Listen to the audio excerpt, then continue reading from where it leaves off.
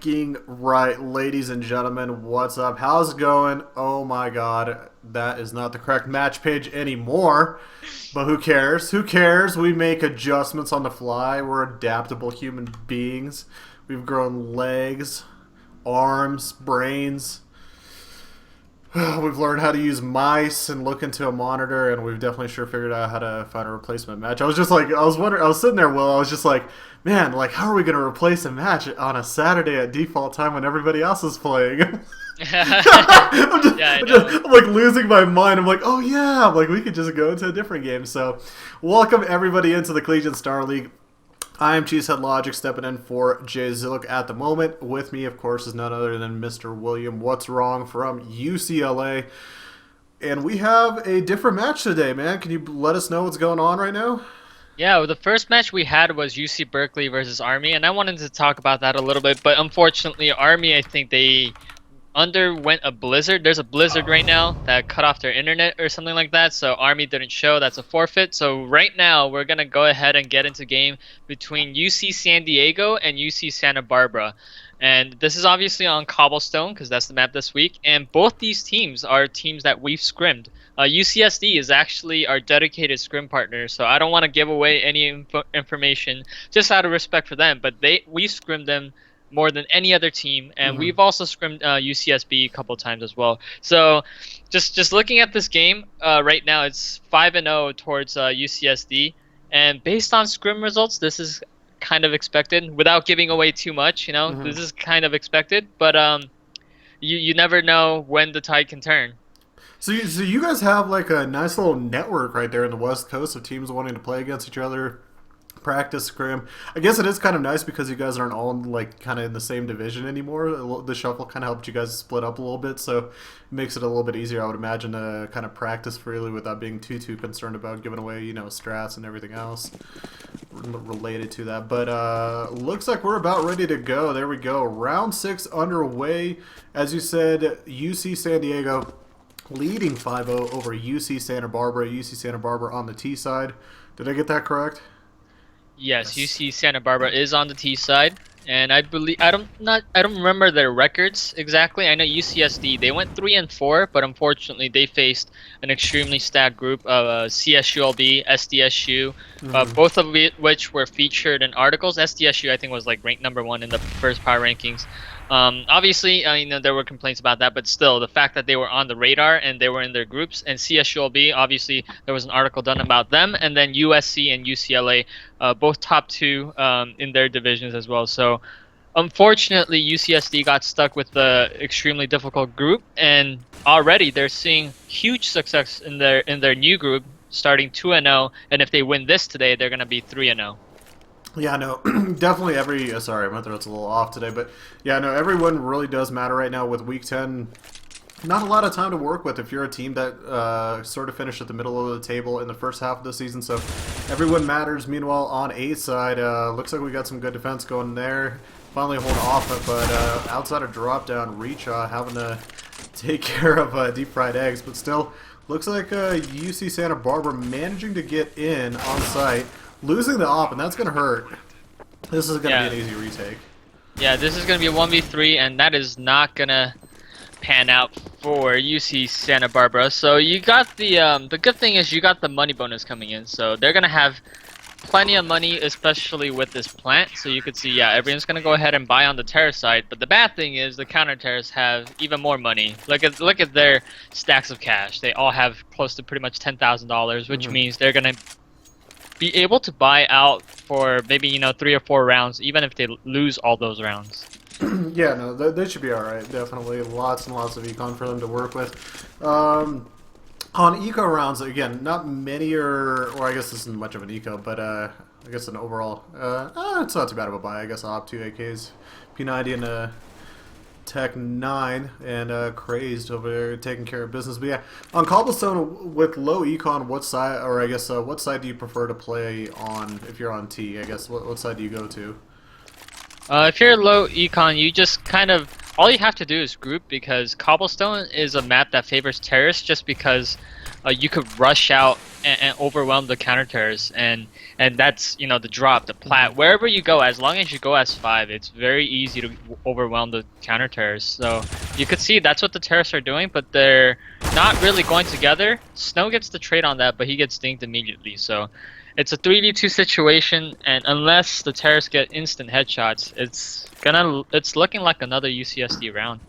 Yeah, you can see right now UCSB, they're running back right now, trying to rotate on through, throwing a flash. Heading towards B, led by Snow, but looking at the backside of B, Cleaver already waiting for an op in the long side of B. But which way are they going to go? Are they going to go drop down? No, they're going to go the long ways. Uh-oh. Uh-oh. Snow, be careful walking out. Let's one through. Yep. Cleaver, he spotted him, but he didn't take the shot. The reaction time wasn't fast enough. And this is going to be a 2v2 retake situation. Now this is possible. Snow peeking with just 12 HP. He wanted to take a quick peek, but he's not going to get anything out of it. It is a 2v2 retake situation. And Kulliken and Crazy Edwin Jr., they are two of the better players on their team, so this should be doable, especially if they come together. But Snow, he's gonna go ahead and peek. He just gets CSGO time. That just sucks. Snow peeking at the perfect time. Now Kulliken, he's stuck in a 1v2 situation. He gets the first guy. There is not much time left. It's a 1v1 situation. Kulliken, he's not gonna be able to clutch that out. Yeah, that's rough. Right on the reload, trying to come out there. But good job right there from UC Santa Barbara. I mean, yeah, UCSB, they did a really nice job right there holding up, getting the peaks out, especially with one of their players being so low on HP right there. Could have been, and could have definitely gone a lot worse.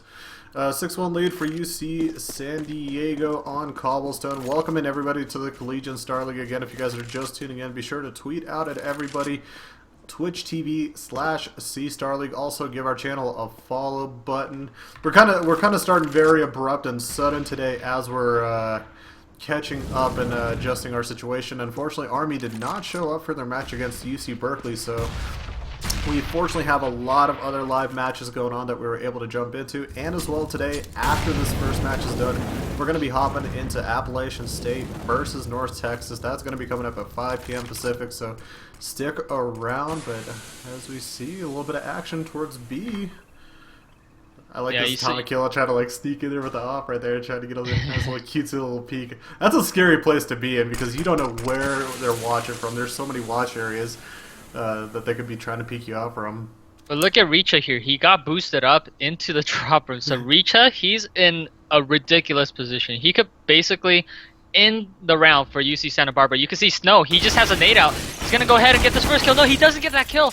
He goes ahead and gets someone else that's not even looking at him. Richa, he gets 2 kills and he's going to fall back. No, he's going to go ahead and get traded. But that is an amazing play because he got a ton of information. He knew that people were gathered towards that B side, so Santa Barbara, they have to salvage this. This is a 2v4 situation. If they lose, they are going to go into double eco, most likely. So you can see both players just kind of gathering around, and at this point, the counter-terrorists, they don't have to push anything at all. All they have to do is hold for positions, and there is no time, so the terrorists, they're going to have to save these weapons. Yeah, no shot at all. 2-1, and the time rolls off. 7-1. Very, I don't want to call that an easy round, but definitely a very unsuspecting boost that kind of caught them off guard. I saw it over the weekend. I watched a little bit of DreamHack, and I started seeing teams try to do this. If I'm not mistaken, it was like a couple times where like I think FaZe did it, and works out to success because when you usually, at least for my mentality, is when you're running up right there in the drop down, I mean, you're just looking to get that peak all the way across. You're not looking around that corner, that little tiny corner right there. So good job catching them off guard. Yeah, but you can see the other 3 players, all they did was buy pistols, and Gnuck, he's gonna go ahead and get traded. I thought he was gonna get at least 2 kills, but yeah, I don't know how to say that name. I'm gonna just say K. He got put down to 12 HP, and they're gonna go ahead and hit out this A site. The smoke on connector, it seems like it missed. There is the second smoke, and errors. He should be able to get that kill onto Crazy Edwin Jr., and he does. And they might win this lousy buy round. It's a 3v4 retake, but one of the players only has a MAC-10. Yeah, and unfortunately, Reacher getting popped in the smoke right there. Kulliken can't kind of peek out either. They have all sights on him as well. And right under him, he pops out, doesn't see it to the right side, and that just leaves, unfortunately, Cleaver not able to go 1-on-3. And gives another round for UCSB, so really well played right there. It seems like if they could rush in, get a quick pick, and then just sort of sort of force a quick I don't know. It seems like the quicker they play, the better off they are. Yeah, absolutely. I was just gonna say that because the round they lost last round when they ran out of time, it was because they were waiting for a push for about a solid minute, and that's when Richa got into his great position. They just thought for some reason that San Diego was gonna go ahead and push and play aggressive, so they just held, played slow, and got punished for it. That last round, they went ahead and just took over A extremely quickly, and that completely worked out for them. Well, once again, UCSB beginning to work B, throwing a couple nades, but Smoke holds them off, and they're going to stay patient. They're pretty spread out, looking for a pick this time around, and I don't know if that's the smartest option. Cleaver actually getting on top of the long side of B, so he's going to have some pretty good range and aim right here if anybody comes out right away.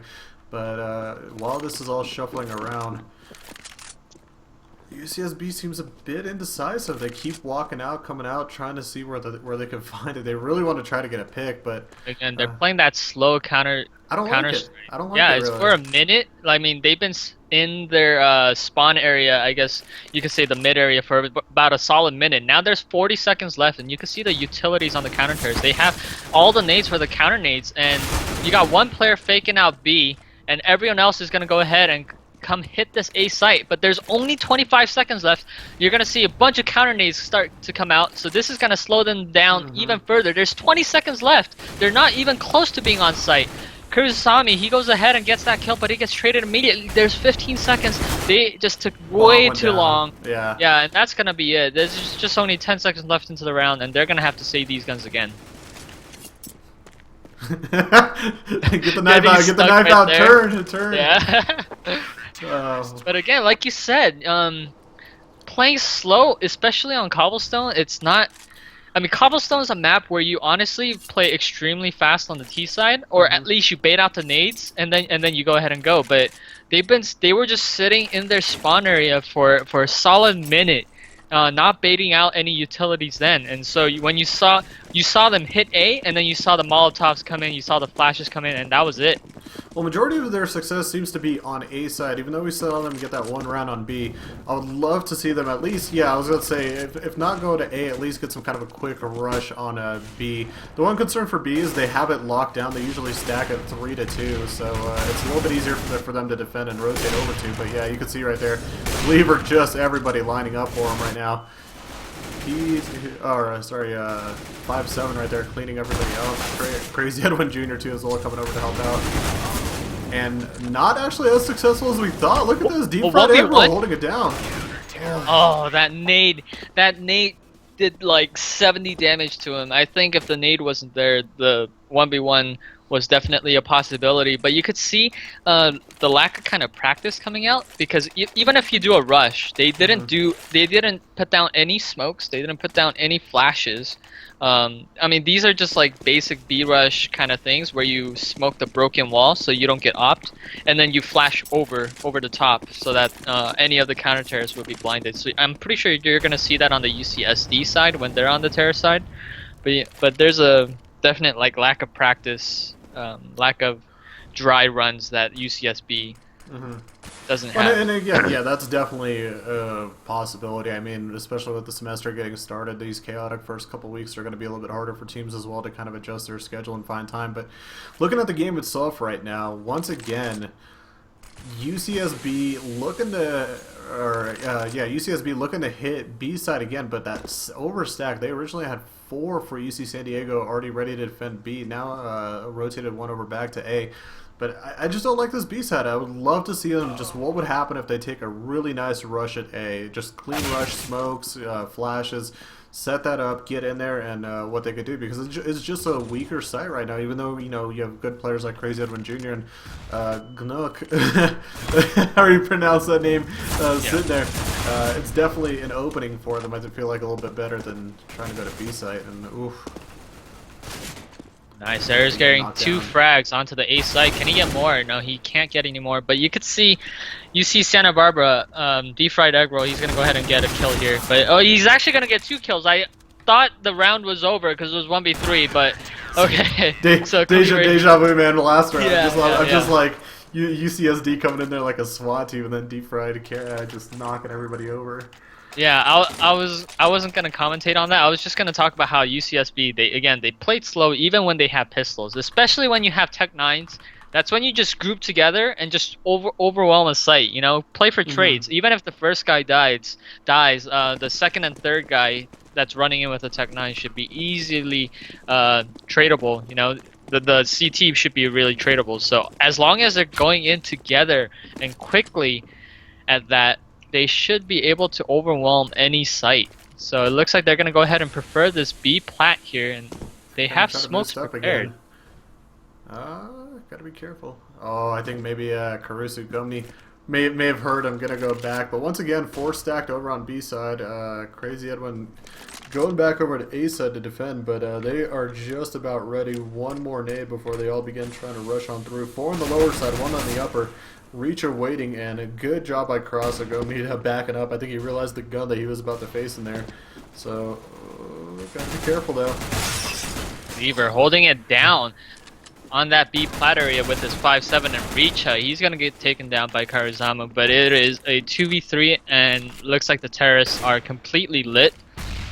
So this shouldn't really be doable. Yeah, errors. He's seems to be their best player, but he's not going to be able to clutch this. Yeah, no deep fried egg rolls that round, unfortunately. I'm like, if I saw him, I'm just like, yeah, this is a 1-on-3 he wants to take. He wants to take this on right now. So 11-2 lead for UC San Diego, looking to close out the half here in a couple of rounds with a really good score, making their second half much easier. And honestly, a lot of teams I see in terms of setup do prefer B because it's just a really quick, accessible option to get down to, and not very complicated to set up like A. But you can see sort of just the natural respect that somebody like UCSD has for the site. But this time around, finally, looks like we're going to have a bit of an A push coming out from UC Santa Barbara, and opening up already. Atomic Kilo taking out Crazy Edwin, leaving Gunk the only player to defend the site. Bomb plant. Yeah, bomb is planted. This is a 3v3 retake situation, but Richa, he goes ahead and gets a kill, gets traded off, 2v2 retakes. And the after plants were decent as long as they were hugging under that balcony, but instead he peeks out wide, and Culligan's gonna go ahead and take out both of them. The score is honestly looking extremely bad for San Bernardino, or I'm sorry, SB. Is that Santa Barbara? I think it's Santa Barbara. Santa Barbara. Yeah, Santa I go to Barbara. UC. I should know which UCs there are. I don't know why I said that. Trust me, between the UCs and then the CSUs and then the Cal Polys. Oh and my then god. I'm just like, well, the thing is, like, with like CSGO, we don't have like exactly like the full-fledged, frontal of all the UCs and the CSUs and the Cal Polys, but like in League of Legends division, we have like every single one and like all their like sister colleges, and so like when we have to do like graphics, we have to be like really careful about like which team we're announcing and casting, because one wrong slip of like the initiation and it just messes everything up. But yeah. I just realized UCSD and UCSB are basically all the same letters except for the last one, and they sound the same too. So Yeah. it's just ugh. For those that are watching, San Diego right now is on CT side, and Santa Barbara's on T side. I think it's because we joined in the middle of the match where we don't see the tag up. We'll have to make sure that North Texas and Appalachian State do that for next game. But Reacha getting in there, a quick kill once again by drop down. I don't know why they keep coming here. I really don't. Like, after enough rounds of just dealing with smokes and all the BS that they've had to deal with it on B side, it's just not a great pick. And Snow trying to find his way in, and almost ate some bullets right there.